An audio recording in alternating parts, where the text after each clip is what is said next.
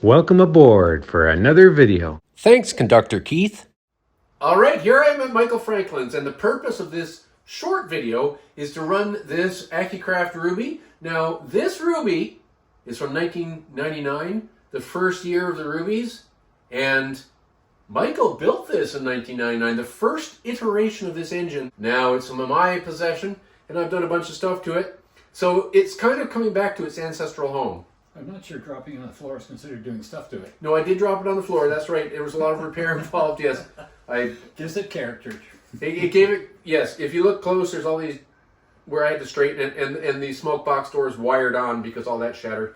But it looks like a real loco. Amazing. Some hard life. That's right. And amazingly enough, it still works. Works beautifully. All right, so why don't we get on to running it?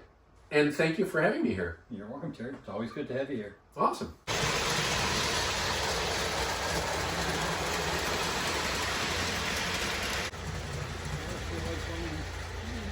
There you go.